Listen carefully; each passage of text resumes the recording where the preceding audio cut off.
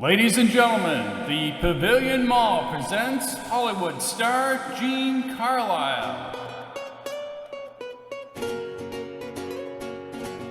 500 years ago, the Coronado expedition explored the American Southwest, looking for the 7 cities of gold. Ricardo and Martin have come from Spain with Coronado and are part of the expedition. Martin is subordinate to Ricardo. Ricardo has business interests in Spain and is looking for gold to further his wealth and ambition.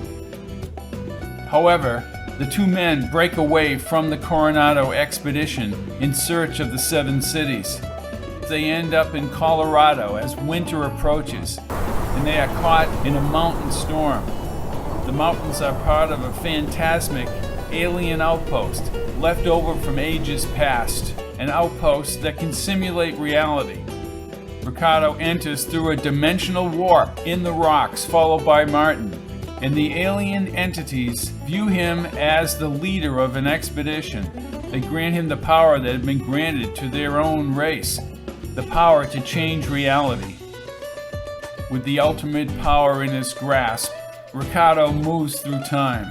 He moves into the American Revolution and making a fortune out of supplying both sides during the Revolution. And as time goes by, he supplies both sides in the Civil War. He marches all the way through time, World War I, World War II, until we find him in the present.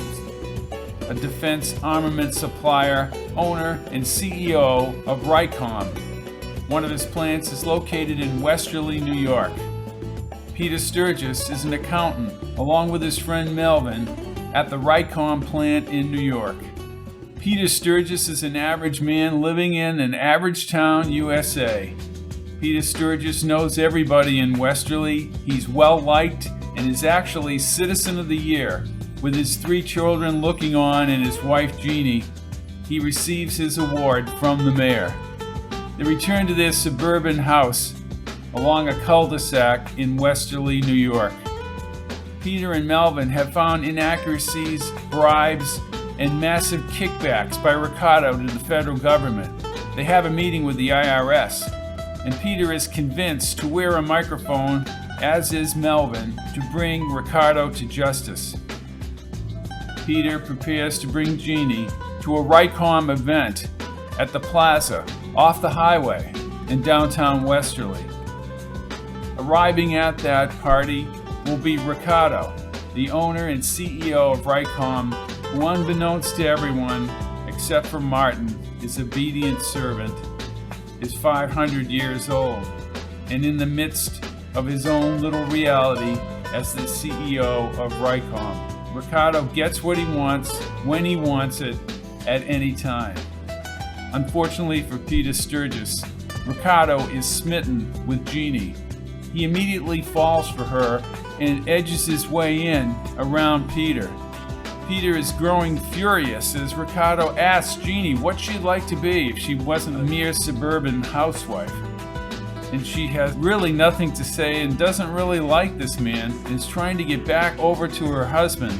Ricardo keeps up the pressure and she blurts out that she'd like to be a Hollywood movie star. Ricardo lures Jeannie up to a hotel room and tries to convince Peter that she went up there on her own accord. Peter slugs Ricardo, and now Ricardo will take his ultimate revenge on Peter Sturgis. Ricardo orders his thugs to take Peter and Jeannie by limo to the airport. They are whisked into the company jet. Ricardo is flying back like he always does when he wants to change a reality, back to the mountains, which he calls Cibola, or Cibola. Ricardo is going to change reality for Jeannie and Peter Sturgis. They are injected with drugs and Peter passes out. When he wakes up, he's in a trailer park back in Westerly, New York. He's lying in bed next to a blonde-haired lady whom he doesn't even know.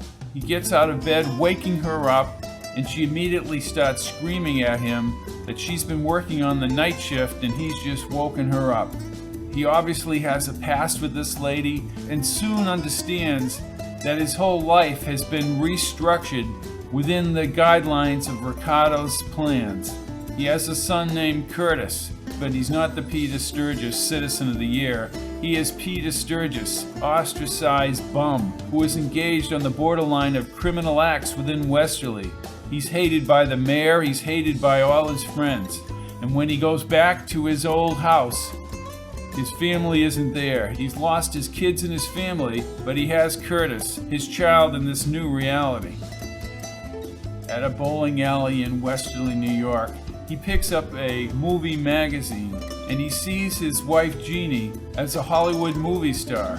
Her career fostered and promoted by her director husband, Ricardo. They live in a mansion in Hollywood, and she's had a string of successful movies, some bordering on risque. Peter staggers into the alley, stunned, but he vows to get to LA to his wife Jeannie. In the meantime, he's contacted Melvin, who also is living a separate reality with a young wife and a string of cleaning businesses in Wyoming. He and Curtis, on their way to Los Angeles, fly to Melvin's house in Wyoming. Melvin is reluctant to give up his new life and his new wife, but he agrees to fly to Los Angeles with Peter and Curtis to confront the Jeannie of this reality. They land in Los Angeles and rent a bungalow in North Hollywood. As he follows Jeannie's publicity, he finds out that Jeannie will be appearing for a cosmetic line at the Pavilion Mall in San Juan Capistrano, south of Los Angeles. Melvin is very cynical when they travel down to the Pavilion Mall, and with great anticipation, Peter waits for Jeannie.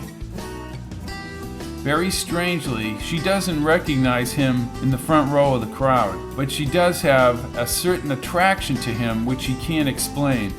Later, as she signs autographs at the cosmetic table, he gets into a very intimate conversation with her, and she can't understand why she has this affinity for this man.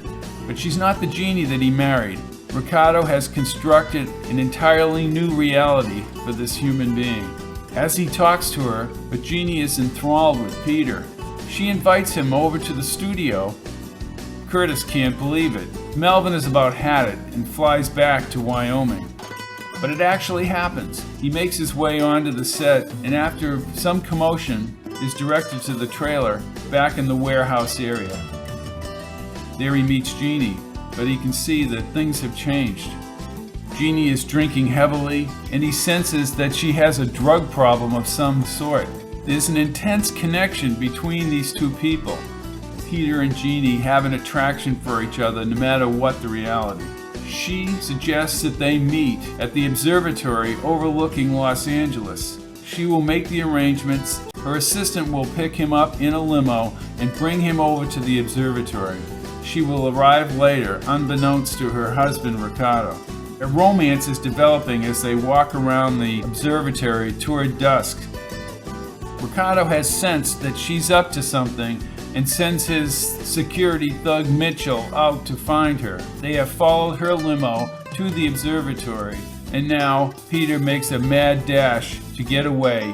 She's brought back to the mansion, and Ricardo immediately does what he always does to control her. He gives her more drugs.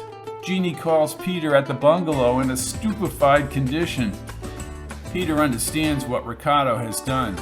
Peter makes his way over to the estate, but Jeannie has overdosed and immediately makes the headlines in the TV news coverage.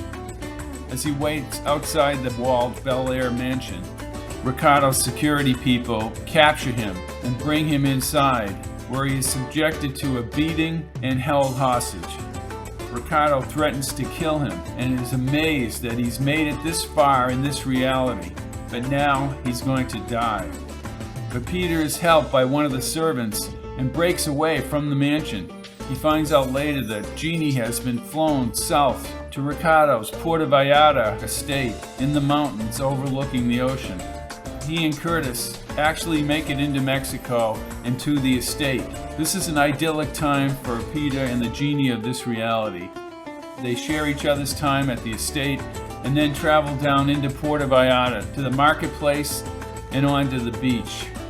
But Mitchell has tracked them down for Ricardo. Jeannie is whisked away, and Peter is left without Jeannie Curtis has been severely injured by Mitchell's thugs. As Peter visits Curtis in the hospital, he reads the newspaper that Jeannie is dead. Now his only thought is killing Ricardo. He is alone every day, staring out at the frozen lake up in Wyoming.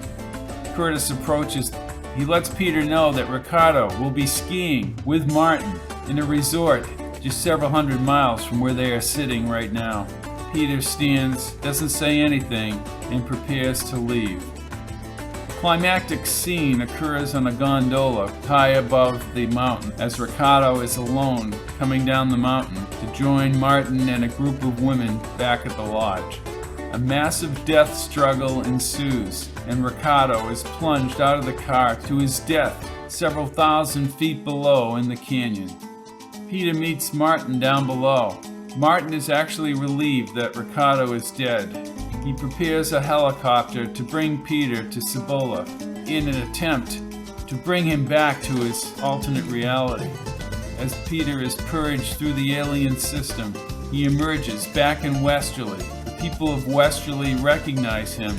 He's ecstatic and runs back to his house in the suburban cul-de-sac where Jeannie has thought he has just gone out for his evening stroll, but he lifts her into the air, hardly believing that she's alive again and back in this reality, and his children surround him as the world settles back to the way it was.